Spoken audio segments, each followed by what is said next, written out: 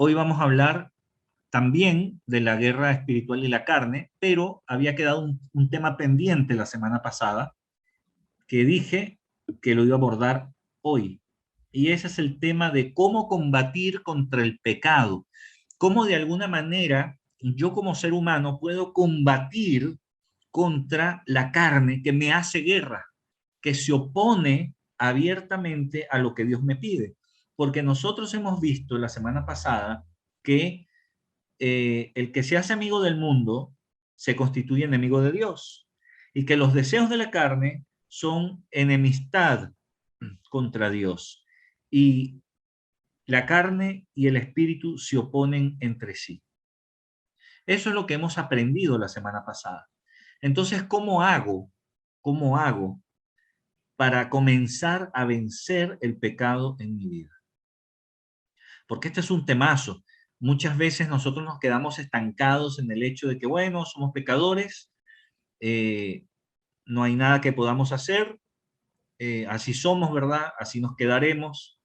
La cosa es tratar de hacer lo mejor posible dentro de lo que se pueda. Y en realidad es mucho más que eso, porque cuando nosotros aceptamos a Cristo como nuestro Señor, nuestra naturaleza fue transformada ya de una naturaleza de pecado a una naturaleza de no pecado, a una naturaleza santa, tal como la de Él. El problema viene en nuestra mente, que es nuestra parte almática, nuestras emociones, nuestros pensamientos, ¿no? Porque nuestro espíritu es santo ya, pero nuestra mente tiene que ser transformada y por eso está Romanos 12:2, que no nos podemos conformar a esta época, sino que tenemos que renovar nuestra mente. Y así vamos a comprobar que la voluntad de Dios es buena, agradable y perfecta. Pero hay un proceso de transformación porque tiene que haber una renovación de nuestro entendimiento o de nuestra mente. Lo que quiere decir que si antes yo pensaba de esta manera, ahora ya no lo pienso así. Y tiene que ser un cambio. Yo tengo que darme cuenta de ese cambio, porque este cambio es tangible, queridos. No es un cambio, ¿verdad? Hipotético, metafórico, porque eso no sirve de nada. Lo que realmente sirve es que sea tangible, que sea medible. Yo no puedo decir que el Oscar de hace 20 años es el mismo Oscar de hoy, porque eso sería una herejía, sería una blasfemia incluso, porque estaría diciendo que Dios no ha hecho nada conmigo, y si Dios no ha hecho nada conmigo, entonces no soy hijo. Y la salvación no está en mí. El Espíritu Santo no está en mí. Pero si yo soy hijo, tiene que haber una transformación, tiene que haber un avance, tiene que haber cambio. Y eso debe darnos a nosotros indicios de que somos hijos. Entonces, claro, yo debo empezar a dimensionar que efectivamente Dios ha hecho cambios en mi vida. Falta por hacer, sí, claro que falta, pero también es bueno ver lo que ya he recorrido. Y eso me anima porque digo, estoy en la carrera, soy hijo, y por eso gracias, Señor, gracias. Pero no me puedo quedar estancado en el hecho de pensar que es imposible, por ejemplo, amar a nuestros enemigos. Porque si Jesús lo dijo, es porque es posible. Ahora, es imposible en nuestras propias fuerzas, es imposible justamente en la carne, pero es posible en el espíritu. Por eso que la Biblia nos anima a nosotros a andar en el espíritu y no a andar en la carne. Es más, la Biblia nos manda a ser santos como Él es santo, a ser perfectos como Él es perfecto. La palabra perfecto tiene varias acepciones y la que es bíblica, la que se refiere allí, no es que sea perfecto en cuanto a que seas libre de errores, sino a que estés completo, maduro, que no te falte nada. Está perfecto. Esa es la acepción bíblica de en este contexto, digamos, de perfección. Dios no nos llama a no cometer errores, porque errores sí vamos a cometer siempre, pero sí a estar completos. Si nosotros estamos completos en Cristo, entonces hay una cadena, hay unos eslabones, ¿no? Que están, digamos, atados unos con otros y que nos lleva a entender que es con Cristo, en Cristo. Entonces, vamos a ver qué es el pecado, cómo lo puedo vencer, porque yo definitivamente no me puedo quedar de brazos cruzados. Ninguno de los que estamos acá podemos quedarnos de brazos cruzados, sino que tenemos que hacer algo al respecto. La cosa es qué vamos a hacer. Pero para eso vamos a empezar por definir lo que es pecado. La guerra espiritual y la carne contra el pecado. El pecado es todo aquello que está fuera de la voluntad de Dios. Fuera de la voluntad de Dios. Quiere decir que si Dios me dice, anda, y yo no voy, ya es pecado, porque es desobediencia. Quiere decir que si yo hago algo que Dios no me ha dicho que haga, también es pecado, porque Dios no me lo ha mandado a hacer. Lo que quiero decir con esto, esta es una ¿cómo se llama? Una definición amplia de pecado, pero para que lo entendamos, porque muchas veces nosotros creemos que pecado es solamente, ¿verdad? No, no mentirá, o sea, mentir, robar, adulterar, en fin, etcétera, etcétera. Y eso no es solamente pecado, sino que pecado es mucho más amplio. Si yo hago algo que Dios no me ha mandado a hacer, ya es pecado. Y por el contrario, si hago algo que Dios, perdón, si no hago algo que Dios sí me ha mandado a hacer, entonces también es pecado. Y encuentro que el pecado está incluso en mi mente. Porque el hecho, como dice la Biblia, de pensar en algo, ya me es pecado. Es más, si no fuera así, ni en Romanos, ni en 1 Corintios, el Señor nos hubiera dejado allí por carta de Pablo, el hecho de los débiles en la fe, por ejemplo. Que para unos el comer carne era pecado y para otros el comer carne no era pecado. Entonces era un asunto de conciencia en este punto, pero a ese punto llega, porque después Pablo dice, bueno, entonces si te es pecado, no lo hagas, porque si lo haces, te vas a pecar. Entonces aquí, incluso el pecado puede llegar a niveles de conciencia eh, que son internas, que es intrínseco al ser humano. Lo que a ti te parece y lo que a mí me parece. En cuanto, ojo, estoy hablando solo en cuanto a cuestiones de conciencia. No estoy hablando del relativismo. No estoy hablando de que si robar es pecado, no lo es. Si a mí no me parece, no lo es. No, no, robar es pecado aquí y en la China. Lo que estoy diciendo es que hay cuestiones de conciencia como como, no como, guardo el sábado, no lo guardo, puedo comer carne con queso, puedo comer cerdo, no lo puedo comer, será que me tengo que poner un kipá o no me lo pongo, será que puedo ir a este sitio o no voy, sabes, estoy hablando de este tipo de cosas que no están, digamos, que no son pecados en sí mismos, pero hay cosas que son pecados en sí mismos. Entonces, no estoy hablando de un relativismo, sino que estoy hablando de cuestiones de conciencia. Esto para que quede explicado acá y no quede dudas de lo que trato de decir. Pero el pecado es todo aquello que está fuera de la voluntad de Dios, completamente fuera. Y lo primero que nosotros debemos hacer es reconocer que hemos pecado. Cuando una persona no reconoce su pecado, es muy complejo. Es muy complejo. Esto es como el alcohólico que no reconoce que es alcohólico. Entonces no va a salir del alcoholismo nunca. Porque al no haber reconocimiento, sino negación, se condena a sí mismo. y perpetúa su pecado hasta el fin de su vida. Entonces, una persona, así como una persona alcohólica, una persona soberbia, una persona, digamos, avara, y así, o envidiosa, si no hay reconocimiento del pecado, es muy complejo dejar ese pecado. Por lo tanto, lo primero, el primer paso, debe haber un reconocimiento. Sí, pequé, es verdad. En cosas incluso cotidianas, ¿no? Grité, dije malas palabras, te hablé de manera inapropiada, lo que sea del día a día, ¿no? Insulté, sí, ofendí, reconocer. Hay que ser valiente para reconocer. Valiente.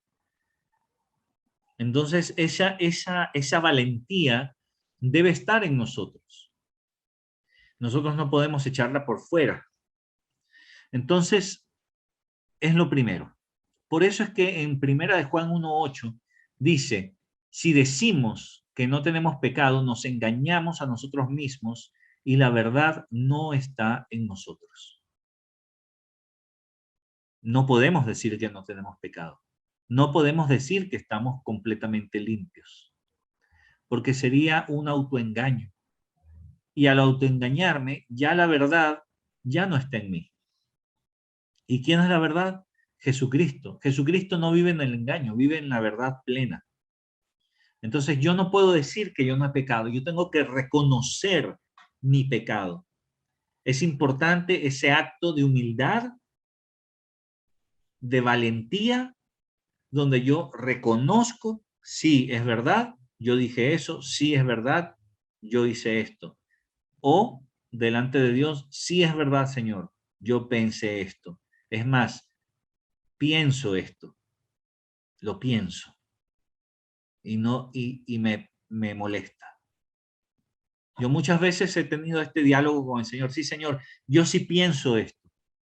Sí lo pienso, no lo voy a ocultar. Me molesta pensarlo, me molesta tener que reconocerlo. Me da vergüenza tener que reconocerlo. Pero es así, no lo puedo negar. Pero desde ese entonces, ¿verdad? Desde que yo empiezo ese reconocimiento, comienza un proceso de limpieza. Entonces, vamos a seguir, vamos a seguir, ¿no? Dice en el Salmo 139 del 23 al 24. Examíname, oh Dios, y conoce mi corazón. Pruébame y conoce mis pensamientos. Y ve si hay en mí camino de perversidad y guíame en el camino eterno. Entonces, fíjate cómo, en este caso David, que es el autor de este salmo, fíjate cómo le pide a Dios esa audacia que tiene, ¿no? Esa humildad también que tiene para decirle a Dios, bueno, Señor, examíname y conoce mi corazón, pruébame y conoce mis pensamientos. ¿Quién tiene la osadía hoy en día de decirle al Señor, bueno, Señor, pruébame, méteme en pruebas? Todos nosotros oramos para que pasen las pruebas. Normalmente nosotros los cristianos, ¿verdad? Levantamos las manos y clamamos con lágrimas en los ojos, Señor, que pase esta prueba, no lo aguanto más. Parece un comportamiento de débiles, ¿no? Pero aquí tenemos un ejemplo de cómo David, el rey David, aquí le pide al Señor, pruébame. Esto sí que es valentía. Esto sí que es fortaleza. Nosotros tenemos que comenzar a entender que las pruebas, que las cosas que Dios pone en mi camino son justamente para mi propio bien. Esto es como el estudiante, ¿verdad? Que está en la universidad. No digo en el colegio, porque en el colegio normalmente todavía los muchachos son muy inmaduros. No hay clases y se alegran. Pero cuando tú estás en la universidad, normalmente, cuando no hay clases, tú no te alegras. ¿Y por qué no te alegras? No te alegras porque sabes que lo que estás estudiando y lo que te está formando es básicamente tu futuro, es básicamente tu profesión. Y con tu profesión ya no juegas, no quieres jugar. Y así no es. Es más, tú exiges las clases. Es el estudiante maduro que sabe que él tiene que ser probado. Él sabe que si el nivel no está al nivel que él espera, él va a exigir más nivel. Él no se va a quedar con lo fácil.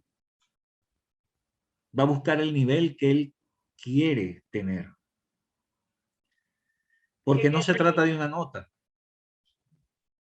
Se trata de, de una formación. Entonces, aquí el salmista le está pidiendo al Señor, pruébame. A veces uno lee esto y dice, bueno, wow, o se volvió loco o está borracho. ¿Cómo le va a pedir al Señor que lo pruebe? Yo más bien las pruebas no las quiero en mi vida. Yo quiero una vida sin obstáculos. Yo quiero una vida dentro de una burbujita, ¿verdad? Dentro de una cápsula de cristal y que Dios me pase por todos los problemas así por encima y yo no sea tocado por nadie ni por nada y flote y levite, ¿verdad? Y el mundo podrá ser un desastre, pero yo voy a estar intocable. Bueno, esas son falsas doctrinas, ¿no? Porque eso no ocurre. Jesús dijo, en el mundo ustedes tendrán aflicción, pero también dijo, confíen, porque yo he vencido al mundo. Cuando Satanás pidió permiso a Dios para zarandear a Pedro, para ponerlo patas arriba, Dios no se lo prohibió. De hecho, Jesús le dijo a Pedro, oye Pedro, Satanás te ha pedido para zarandearte como a trigo, pero yo he orado para que te mantengas firme. Fíjate que la oración de Jesús no fue reprendiendo a Satanás para que Satanás no toque a Pedro. La oración de Jesús fue para que Pedro resista. Entonces no se trata, queridos, de ser, eh, digamos, tomados por Dios y de que no deje que nada nos toque. No, porque el Señor nos está preparando en medio de las pruebas, justamente formando nuestro corazón y nuestro carácter. Es importante, las pruebas son importantes. Como el estudiante maduro, como dije, normalmente universitario, que sabe que tiene que ser evaluado, que sabe que no le pueden poner una nota solo por ponerla, porque al profesor le parece. Sabe que tiene que tener algo que le diga, tú sabes esto, y exige su examen. Sí, profe, hágame la prueba, deme la clase. No puede hoy, ¿cuándo la recuperamos? Pero mi clase, de que la veo, la veo. ¿Es más trabajo? Sí. ¿Eso va a significar sacrificio? Sí, pero es necesario. Entiendo que es necesario. Examíname, oh Dios, y conoce mi corazón. Pruébame y conoce mis pensamientos. Es necesario. Y ve si hay en mí camino de perversidad y guíame en el camino eterno. Porque no quiero ir por el camino de la perversidad. Quiero ir por el camino eterno. Es lo que más deseo. No me importa cuánto cueste, cuánto me cueste, cuánto sacrificio tengo que hacer. Yo quiero ir por el camino eterno, no por lo fácil. Porque Jesús dijo, amplio es el camino que lleva a la perdición. Amplio. Cuando habla de amplio, habla de que tienes para dónde mover, tienes para dónde jugar, digamos, ¿no? Te caes y estás en el camino todavía. No tienes que caminar en el borde. Puedes hacer un montón de cosas y están contemplados en el camino, pero el camino que lleva a la vida eterna es estrecho. No tienes mucho para dónde moverte. Si te caes, caes fuera del camino. No puedes darte el lujo de hacer muchas cosas, sino lo que está solo en el camino, porque moverte hacia el lado para hacer otras cosas es salirte del camino. Por eso es que el camino es importante.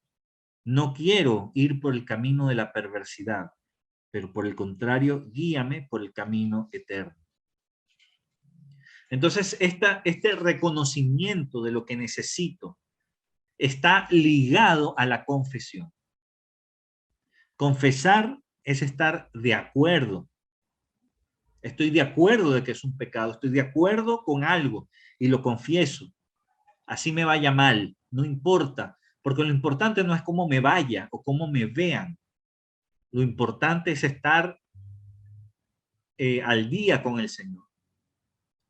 Para manejar correctamente el pecado en nuestras vidas debemos estar de acuerdo con Dios sobre nuestro comportamiento. Si la Biblia llama pecado a algo que hemos estado haciendo, por ejemplo, ¿no? Entonces también debemos llamarlo pecado. Al adulterio, por ejemplo, lo tenemos que llamar adulterio, no canita al aire, ¿no? No podemos ir suavizando los términos. No podemos ir sustituyendo términos, el nombre real, mentira, por ejemplo, por decir una mentiricita blanca, ¿no? Una mentirilla, no, una mentirita blanca nomás. No hay mentira blanca. Entonces tenemos que llamar a las cosas con sus nombres, como son.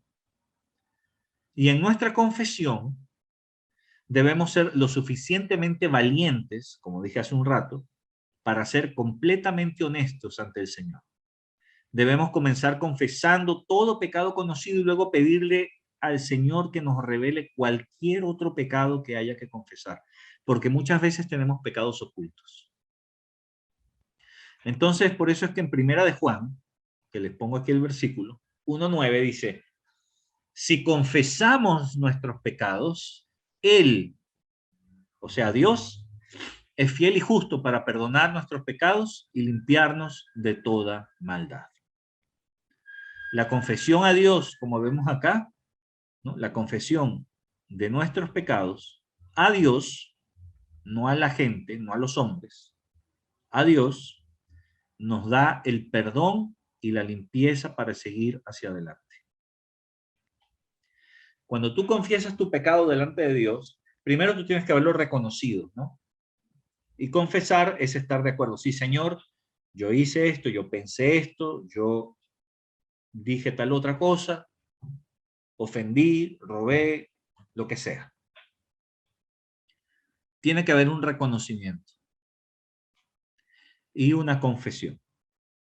Cuando yo confieso mi pecado delante de Dios, Dios me perdona. Yo tengo el perdón de Dios cuando yo le confieso mi pecado a Él. Entonces esto es importante, ¿no? Que nosotros entendamos cómo funciona esto, digamos. Así que en Romanos, capítulo 8, perdón, en Timoteo 2:5 dice, porque hay un solo Dios y un solo mediador entre Dios y los hombres, Jesucristo. Yo puedo confesarle mi pecado directamente al Señor. No hay intermediarios. No está la Virgen, no están los santos, no está mi abuelita, no está mi mamá, no está mi papá, no está mi tía, nadie, solo el Señor. Hay un solo Dios y un solo mediador entre Dios y los hombres, que es Jesucristo. No hay otro. Por lo tanto, yo puedo confesar mi pecado delante del Señor.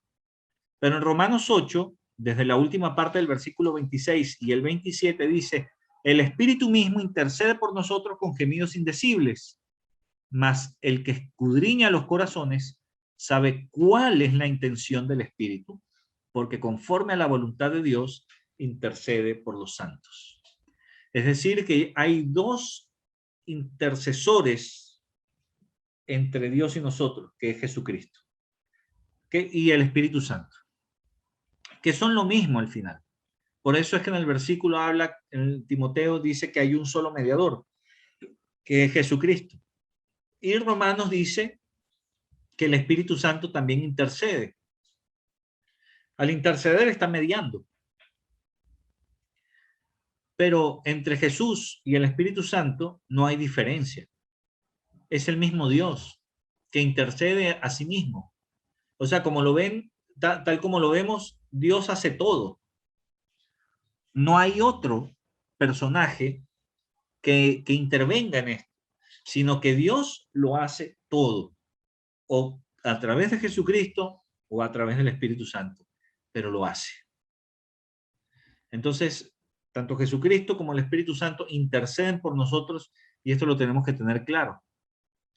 Entonces, por eso es que yo puedo confesar mi pecado delante de Dios y yo voy a recibir perdón y limpieza.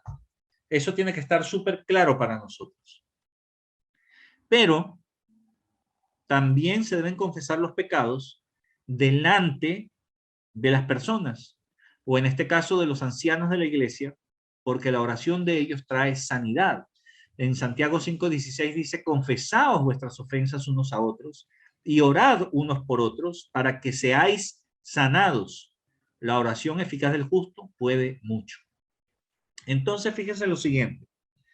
Cuando yo confieso mi pecado delante de Dios, yo voy a obtener el perdón y la limpieza de parte de Dios. Limpieza de mi pecado y el perdón de mi pecado. Pero la sanidad está establecida cuando yo le confieso a otro, a una persona, mi pecado. Ojo, hay mucha gente que dice que los pecados solamente se deben confesar a Dios, solamente a Dios. Pero estás haciendo la mitad del trabajo.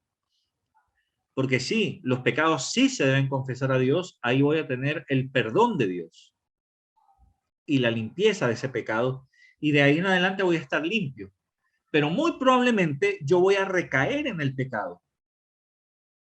Y voy a recaer, y una y otra vez. Y voy a decir, oye, ¿hasta cuándo? A ver, ¿no te ha pasado a ti acaso, hermano y hermana que me escuchas, que a cada rato le tienes que pedir perdón a Dios por lo mismo? Porque a mí me ha pasado. Pero la solución para eso es confesar el pecado a alguien más. Pero ¿cómo, pastor? ¿Pero cómo va a ser? Si esa otra persona, ¿qué le importa mi vida? Bueno, está establecido en la Biblia, querido. Porque la otra persona está allí para orar por ti. Cuando la gente viene y me cuenta algún pecado, me confiesa a mí como pastor algún pecado, yo te voy a decir algo.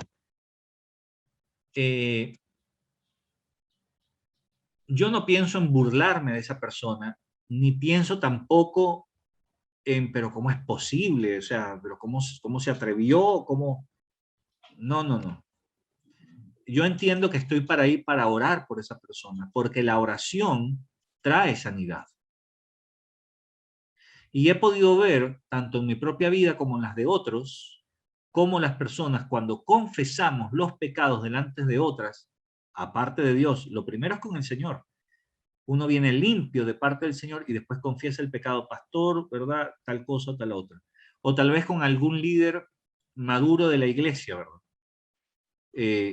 Y pastor, por ejemplo, ¿verdad? O fulanito de tal, mira, yo quería conversar contigo porque dije, pensé o hice esto, esto y aquello. Y esa persona no está para decirle, pero ¿cómo se te ocurre? Pero no puede ser, escandalizarse. Sí está para corregir, sí está para, sí, a veces hay que poner disciplina también a las personas. Porque cuando uno tiene autoridad dentro de la iglesia, cuando Dios te ha dado autoridad dentro de la iglesia, tú sí puedes disciplinar a las personas y confrontar a las personas, porque también hay que hacerlo. Pero orar por las personas es lo primero. Orar, orar, orar. Porque en la oración trae sanidad. Ahora, pasa muchas veces también que como pastor puedo confrontar a alguna persona y la persona no reconoce simplemente. Entonces esa persona está condenada a repetir el pecado de tanto en tanto. Lo digo porque también lo he visto, ¿no?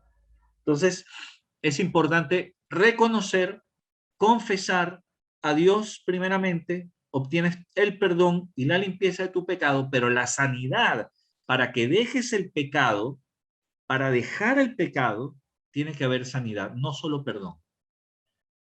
Porque como te habrás dado cuenta a lo largo de tu vida, tú le has pedido perdón a Dios 1.000.000 de veces por la misma cosa. Falta que se lo confieses a alguien más. No es que se lo confieses al chismoso de la iglesia, ¿verdad? No es para que se lo confieses al hermanito recién llegado, al recién nacido nuevo, porque ese sí se va a escandalizar, ese sí va a subir tu pecado a Facebook, ese sí lo va a hacer público. Tienes que acercarte al pastor, a los pastores, a los líderes, a los ancianos de la iglesia, a los que sean maduros en la iglesia. En el caso de aquí, por ejemplo, de CCI Chile, acá estamos Mónica y yo. En el caso de Caracas, están Celso, Eguski, están Rubén, Santiago y algunos otros, porque la iglesia es más grande, tiene mucho más tiempo.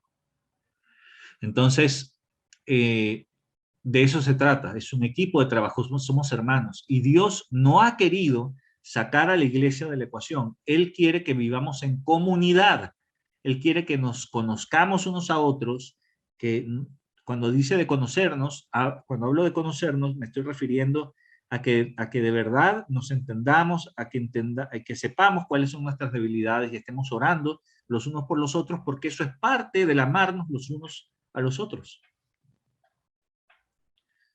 Entonces, seguimos avanzando, ¿verdad? Y una de las cosas, también para terminar de dejar el pecado, es que tenemos que abandonar el pecado. Primero lo reconocemos, después lo confesamos a Dios, lo confesamos a algún hermano de la iglesia, algún hermano maduro, y después tenemos que decidir abandonar el pecado. En Juan 8, del 10 al 11 dice, enderezándose Jesús y no viendo a nadie, sino a la mujer, en el contexto, recuerden que esta es la mujer que fue sorprendida en el acto mismo del adulterio, y se la llevaron a Jesús y le dijeron, bueno, Moisés dice que a tales mujeres hay que apedrear. ¿Qué dices tú? Insistieron, insistieron, insistieron, y Jesús les dijo, bueno, ¿saben qué? El que no tenga pecado, que le lance la primera piedra. Y todos se miraron a las caras, ¿verdad? Y uno a uno se fueron.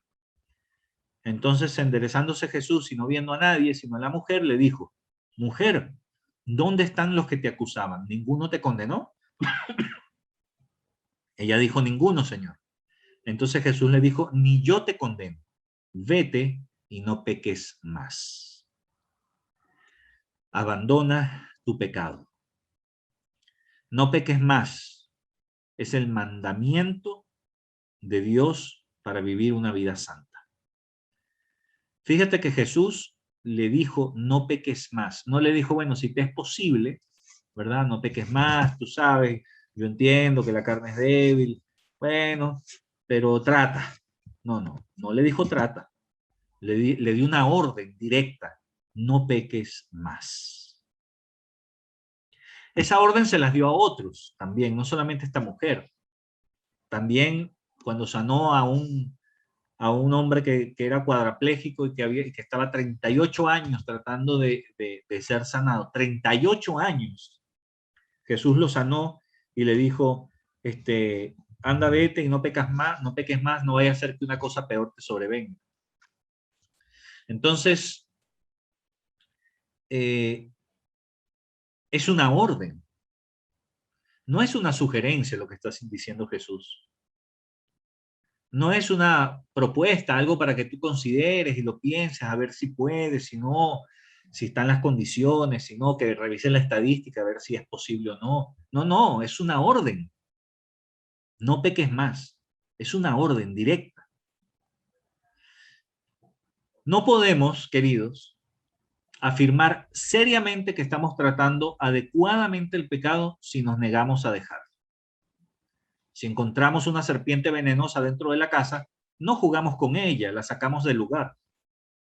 Si descubrimos un cáncer en nuestro cuerpo, no seguimos como siempre, sino que comenzamos un programa de tratamiento intenso para lograr un estado de salud sano. Y si nos damos cuenta del pecado en nuestras vidas, hacemos todo lo posible para cambiar nuestro comportamiento para agradar al Señor. O sea, estos ejemplos que puse acá son para que nosotros nos demos cuenta, porque el pecado es serio. Equivale a la serpiente venenosa en tu casa. Yo estoy seguro que tú no dormirías tranquilo si tú sabes que tienes una serpiente venenosa en tu casa. Seguro. Y también te quitaría el sueño si te descubren cáncer y te dicen, mire, usted tiene un tumor cancerígeno, no sé, en el hígado, ¿verdad? Pucha, ¿qué hago? O sea, tengo que empezar a hacer lo que tengo que hacer. Al día siguiente me voy al médico, ¿verdad? Si es temprano, me lo dicen temprano ahí mismo. ¿Y qué hago, doctor? Y no sé qué, y contacto, y muevo los seguros, y hago todo lo que tengo que hacer por el cáncer de que se va, se va. ¿Y por qué yo tengo que jugar con el pecado? Ve que eh, ¿sabes por qué ocurre esto? Porque no le damos el peso que realmente tiene. Porque como hemos estado habituados al pecado, pensamos que, bueno, ya he vivido hasta acá, ¿verdad? No, no ha habido problemas, mayores problemas. Pero ahora que estoy en Cristo, yo tengo que empezar a ver el pecado como Él lo ve, no como yo lo veo o como el mundo lo ve. Porque para el mundo no hay pecado, para el mundo tú haces lo que quieres, si te hace feliz, dale nomás. Y para mí, tal vez que tengo un poco más de moral, digo, bueno, sí hay cosas que no son transables, tampoco así, hay cosas que no voy a hacer aunque quiera porque no es correcto, y ahí le estoy dando un matiz ya de malo o de bueno, pero queda hasta ahí nomás. Pero no soy capaz todavía de considerar cómo ve Dios el pecado. Y la pregunta es cómo lo ve. Pues Dios lo ve como algo terriblemente malo, asqueroso, detestable, con palabras mayúsculas. A tal punto, a tal punto, que se despojó de su realeza, se hizo como hombre y en la condición de hombre se humilló hasta la muerte y muerte de cruz. Filipenses capítulo 2. Entonces, si para Dios el pecado no hubiera sido tan grave, no hubiera hecho eso. Tenemos que comenzar a ver el pecado con la severidad o con la seriedad con que Dios lo ve. Es importante, queridos. Empecemos a verlo así y no, bueno, yo soy así. Ay, bueno, ay, pero qué fastidio otra vez con esto. No, no es así. Sácate el pecado de tu vida. Tenemos todos, yo también, que empezar a pensar que el pecado no puede estar más en mi vida. Tenemos que desarraigarlo. En Lucas 19:8 dice, entonces Zaqueo, puesto en pie, dijo al Señor, he aquí, Señor, la mitad de mis bienes doy a los pobres, y si en algo he defraudado a alguno, se lo devuelvo cuadruplicado. Una de las cosas para lidiar con el pecado de manera adecuada no solo es abandonarlo, sino que también debemos buscar la restitución de nuestros males, cuando sea posible, obviamente. En este caso, Zaqueo es un buen ejemplo. También debemos tomar medidas para no volver a caer en la misma trampa. Esto significa establecer nuevos hábitos, frecuentar lugares diferentes, etcétera, etcétera. Zaqueo, como saben, era jefe de los recaudadores de impuestos. O sea, era un hombre muy rico, a punta de robo. Entonces, Jesús fue a la casa de Zaqueo, habló unas horas con él, almorzaron juntos, y fíjate que Zaqueo cerró la reunión diciendo: si en algo he defraudado a alguno, se lo devuelvo cuadruplicado. Y Jesús, después de esto, en el versículo 9 dice: la salvación ha llegado a esta casa. O sea, Zaqueo fue salvo. Nos vamos a encontrar con Zaqueo cuando vayamos al cielo. Y estamos hablando del jefe de los recaudadores de impuestos. Entonces, como vemos, hasta ahora tenemos el reconocimiento del pecado, la confesión a Dios, la confesión a los hombres, el abandonarlo, no lo hago más. Y después viene la restitución, si es que es posible, ¿no? Hay pecados que no es posible hacer restitución, otros que sí. A veces las condiciones te lo permiten, a veces no. Pero si es posible, la restitución es necesaria.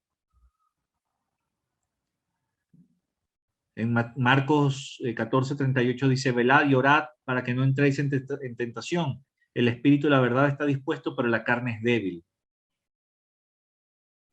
Por eso es que para tratar correctamente con el pecado, queridos, debemos seguir las directivas de la palabra de Dios.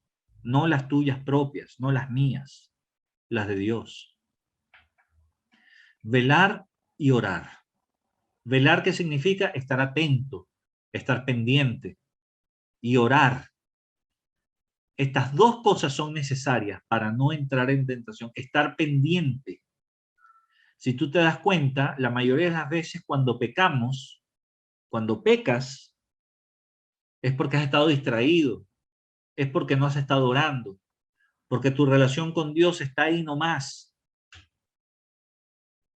Y ojo, porque lo que pudiste haber avanzado, lo puedes haber retrocedido también. Entonces tú tienes que estar pendiente y cuidar tu salvación. Es una carrera. Pablo lo dijo varias veces. O sea, tenemos una carrera por delante. Yo mismo no puedo descuidarla, porque no vaya a ser que viniendo a habiendo sido ejemplo para otros, venga a ser descalificado. ¿Y cuando una persona es descalificada en la carrera? Cuando no avanza más, cuando desiste, cuando deserta. Entonces, tenemos que cuidar de no andar desviándonos. El pecado tenemos que enfrentarlo. Ahora bien, lamentablemente, y esto voy a decirlo, hay muchas iglesias que no confrontan el pecado. No lo confrontan. Y no lo confrontan porque se les va el feligrés. Tengo que decirlo así crudamente. Sí, porque es una confrontación a las iglesias, porque además, como esto sale grabado, escuchan otros, ¿verdad? Y escúchame tú, que de repente estás en otra iglesia, cuidado. Si no confrontan tu pecado, pueden solamente querer estar abultando un número y recaudando diezmos. Habría que ver y orar cuál es la intención verdadera de los pastores. Pero mi esposo y yo tenemos un firme propósito y una firme convicción de aquí se confronta el pecado. Hay mucha gente que no le ha gustado y se ha ido de la iglesia. Bueno, la iglesia siempre tiene las puertas abiertas, tanto para entrar como para salir. Pero es bien complejo cuando la persona solo escucha lo que quiere escuchar. Bueno, y está escrito que en los últimos tiempos, ¿verdad? Se agolparán a escuchar lo que quieren escuchar solamente. Entonces tenemos que tener cuidado, queridos, con esto. Nosotros debemos seguir las directivas de la palabra de Dios, que es reconocer, confesar, abandonar. Esto es para tratar el pecado. Cuando una persona dice, no, mira, yo soy así, yo no voy a hacer esto, no voy a hacer aquello. Bueno, ahí el pecado de fondo es la soberbia. Ese es el pecado de fondo. La soberbia que te hace pecar de otras formas, ¿no? Porque con la soberbia desobedeces. Entonces, en la desobediencia lleva también a pecar de otras maneras, incluso a ser piedra de tropiezo para otros. Y esto es una cadena. Cuando una persona decide hacer o no hacer algo, tiene una repercusión en la iglesia entera. No es un asunto de que tú decidiste esto y no lo vas a hacer, o más bien te dijeron que no y sí lo vas a hacer. Porque esto tiene una repercusión que tal vez no seamos capaces de dimensionarlo en ese momento, pero de que la tiene, la tiene. Cuando una persona me dice, no, yo voy a hacer esto o no voy a hacer esto, pero nadie más tiene por qué enterarse, eso es lo que tú crees. Eso es lo que tú crees. Esto tiene repercusiones. Entonces, tenemos que considerar esto, estar atentos y orando para no entrar en tentación. Esto es importantísimo. En Efesios 4:30 dice, y no contristéis al Espíritu Santo de Dios con el cual fuisteis sellados para el día de la redención. Nosotros debemos ser sensibles a la guía del Espíritu Santo. Cuando Él está contristado, es el momento de confesar nuestro pecado y abandonarlo. Contristado quiere decir que está compungido, digamos, dentro de nosotros, ¿no? Aplacado, triste. ¿Por qué? Por un pecado, obviamente. Porque para el Espíritu es grave el pecado. No es, como dije, como lo ve el mundo o como lo hemos visto nosotros hasta el día de hoy. Es un asunto grave, bien grave. Por eso es que la Biblia nos manda a no contristar al Espíritu Santo, porque Él es nuestro sello para el día de la redención. ¿Cómo voy a manchar el sello que ya tengo, con el cual van a identificar que yo voy al cielo? No, no puedo, eso es como que, a ver, me ponen un sello, ¿verdad? En ese sello me lo ponen en la frente, págata. Y el que tenga ese sello va a heredar 50 millones de dólares. Ya, tú vas a ir al baño y te vas a lavar la cara con alcohol para quitarte el sello. Claro que no, te lo vas a dejar ahí toda la vida hasta que te den el dinero. Es más, si vas a decidir incluso no bañarte, el tiempo que tome, no importa. Bueno, te lo dimensiono de esa manera. Esto no son 50 millones de dólares. Esto es la eternidad, mira, 50 millones de dólares es la nada misma al lado de la eternidad. ¿Por qué no la valoramos? ¿Por qué no estamos valorando lo que Dios valora? Y la respuesta es fácil, porque no pasamos tiempo con Él. Al no pasar tiempo con Él, no me impregno, no aprendo de Él, no lo conozco. Y por lo tanto sigo con el mismo pensamiento mundano que he tenido toda la vida. Es importante, muy importante, pasar tiempo en la presencia de Dios. Voy a seguir. En Lucas 3:8 dice que cuando tratamos correctamente con el pecado en nuestra vida cambiará, porque dice, haced pues frutos dignos de arrepentimiento. Entonces, estos son los frutos que salen cuando yo empiezo a tratar el pecado de manera correcta en mi vida. Ah, pastor, pero es que sí, cierto, pero ¿qué pasa cuando de todas maneras recaemos? Bueno, claro que las recaídas pasan.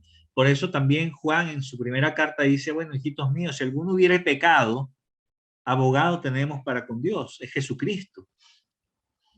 No quiere decir que no, que que no voy a pecar, digamos, estadísticamente hablando nunca más, pero sí significa que no lo voy a volver a hacer de manera consciente y voy a estar pendiente en mi vida, ¿verdad? Para no volverlo a hacer. El problema es cuando yo peco deliberadamente. Hay una advertencia muy clara en la Biblia en cuanto a eso, para el que peca deliberadamente. No la tengo acá porque se hace muy largo, de hecho, tengo que seguir. Vamos a avanzar. Y aquí en Romanos, ¿verdad? Bueno, dice, viviremos en la confianza de que nuestros pecados pasados, presentes y futuros son perdonados en Cristo. Romanos 8.1 dice, ahora pues, ninguna condenación hay para los que están en Cristo Jesús, los que no andan conforme a la carne, sino conforme al Espíritu. Pero esa es la condición. Estar en Cristo Jesús no es congregarse en una iglesia el domingo. Estar en Cristo Jesús es andar en conformidad con el Espíritu Santo, es decir, con lo que el Espíritu te dice, no con lo que a ti te provoca o con lo que tú quieres. Alabaremos al Señor de nuestra salvación como aquel que puede evitar que tropecemos. Judas 24:25 dice, y aquel que es poderoso para guardaros sin caída y presentaros sin mancha delante de su gloria con gran alegría, al único y sabio Dios, nuestro Salvador, sea gloria y majestad, imperio y potencia, ahora y por todos los siglos. Amén. Justamente nosotros, como parte de nuestro perdón, de haber entendido todo lo que hemos dicho hasta ahora, la reacción que queda es alabar a Dios porque es solo gracias a Él. Gracias a Él y no a mí. No es mi gran esfuerzo, no es mi gran capacidad, no es mi inteligencia, no, sino que es gracias al Señor. Claro, yo necesito entender, pero una vez que lo entiendo, se empieza a ser efectiva en mi vida. Empiezo a hacerlo efectivo. Es como cuando me tomo la pastilla, porque yo podré saber que esta pastilla me quita el dolor de cabeza, pero si no me la tomo no me va a quitar el dolor. Necesito tomarla. Con saberlo, ¿no? Con conocerlo, con saber que esa pastilla hace algo, no me voy a aliviar. Necesito hacer algo al respecto. Lo mismo ocurre acá. Yo puedo escuchar la palabra de Dios, me parecerá bonita y hasta un lagrimón me podrá salir, pero si yo no la introduzco en mi vida y la hago efectiva, es lo mismo que nada. Seré un simple entusiasta de la palabra. Alguien que le parece simpática la palabra, ¿verdad? Pero nada más. Y ojo, que estas personas que les parece simpática la palabra de Dios, no son salvos. La palabra de Dios lo dice muy claramente. Los discípulos son salvos, aquellos que siguen y hacen lo que Dios les dice. Justamente como leímos hace un rato, los que hacen, los que son guiados por el Espíritu. Seguimos. Confiaremos en Él, en que Él terminará en nosotros la obra que comenzó. Esto nos da alivio también. Filipenses 1:6 dice, estando persuadido de esto, que el que comenzó en vosotros la buena obra la perfeccionará hasta el día de Jesucristo, es decir, hasta que Jesucristo venga. Yo tengo la esperanza, por eso es que si yo vuelvo a pecar, porque reaccioné mal y pequé mal, o sea, pequé y grité, me ofusqué, me puse violento en un momento determinado, pero después yo debo reconocer, pedir perdón, hacer restitución si es posible, confesar al Señor, confesárselo a alguien más, que oren por mí y decir, Señor, perdóname y no volverlo a hacer más. Y si vuelve a pasarme, bueno, vuelvo a hacer esto. Pero es una cosa es que me pase y otra cosa es que decida hacerlo. Por eso es que yo puedo confiar en que Él va a terminar su obra. Él seguirá sacando la basura que hay en mi corazón. Yo me he dado cuenta de eso también, que hay basura todavía que hay que remover de mi corazón. Y a veces de cuando en cuando me hace pasar por situaciones y yo me doy cuenta de que todavía hay basura en mi corazón. Ah, que he cambiado, sí, pero tengo que volver a la lavadora, ¿verdad? A ser lavado nuevamente. Tengo que volver al horno a ser fundido para que salga a flote la escoria y pueda ser removida. Pero el proceso es una y otra vez. Son varias veces que uno va al horno, no una sola. Entonces, cuando tratamos correctamente el pecado en nuestras vidas, comprobaremos la verdad de Proverbios 28:13, que dice, el que encubre sus pecados no prosperará, mas el que los confiesa y se aparta alcanzará misericordia. Por eso es que vemos muchas veces personas, cristianas también, que no dan pie con bola, que no prosperan en nada, ni espiritualmente, ni materialmente, ni socialmente, ni familiarmente, sino que quedan ahí como estancados. Avanzan, ¡pum!, se quedaron estancados. Y muchas veces retroceden incluso. ¿Por qué? Porque encubren su pecado. Los encubren. Tú los confrontas y dicen, no, no es así. Y siempre se justifican, lo que pasa es que, lo que pasa es que. Bueno, ahí quedarán en una vida, digamos, miserable, ¿no? No van a avanzar más. Lo he visto en varias personas también. Y también puedo verlo en la mía como confesando, ¿verdad? Y una y otra vez, no importa cuántas veces caiga, vuelvo otra vez y vuelvo otra vez y vuelvo otra vez, yo puedo ver en mi propia vida que voy avanzando. Si no fuera así, se los diría. Pero no es así, pues la cosa es que de verdad estoy avanzando. No tendría moral para decir otra cosa si no fuera de esa forma. Vamos a continuar, ya casi terminamos. En Romanos 8, del 9 al 10 dice, mas vosotros no vivís según la carne, sino según el Espíritu. Fíjense, según el Espíritu. Si es que el Espíritu de Dios mora en vosotros. Y si alguno no tiene el Espíritu de Cristo, no es de él. Pero si Cristo está en vosotros, el cuerpo en verdad está muerto a causa del pecado, mas el Espíritu vive a causa de la justicia. Entonces, los que somos hijos, ya no vivimos según la carne, ya no vivimos según mi deseo, ya no hago lo que yo quisiera hacer, ya no lo hago, sino que ahora vivo según lo que el Espíritu me dice. Todos esos arrebatos y ataques emocionales que me puedan venir, que tengo ganas de, que le voy a ir a decir, que le voy a golpear, que no sé qué, que quién se habrá creído ese, todo es soberbia, soberbia y poco entendimiento de la palabra de Dios. Porque todo eso es carne. Pero el Espíritu no me dice eso, porque mi lucha es espiritual, no es contra personas, no es contra carne y sangre, dice la Reina Valera en Efesios 6, sino contra huestes de las regiones celestes. Entonces, yo tengo que vivir ahora conforme a lo que me dice la palabra de Dios y no en conformidad con lo que me dicta mi fuero interior. Y de esta manera yo voy limpiando del pecado. Voy limpiando. A manera de resumen, y ya para terminar, ¿cómo hacerle la guerra al pecado? Bueno, reconociendo que hemos pecado, confesando a Dios el pecado para ser perdonados y limpiados, confesando a algún anciano de la iglesia el pecado para que ore y alcancemos sanidad, abandonando el pecado y haciendo restitución en caso que sea viable.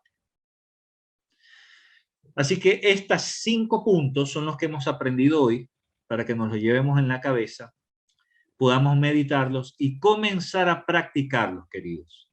Es necesario que nosotros practiquemos esto, porque practicarlo será como tomarse la pastillita para el dolor de cabeza. Entonces, hará efecto. Ojo, tú te tomas la pastillita y el dolor de cabeza no se te quita inmediatamente. Toma tiempo, también toma tiempo esto, pero sigue, tómate la pastilla de la palabra del Señor y deja que surta efecto. Tú espera, mientras tanto, hasta que este efecto sea efectivo y mientras tanto espera y sigue haciendo la voluntad del Señor.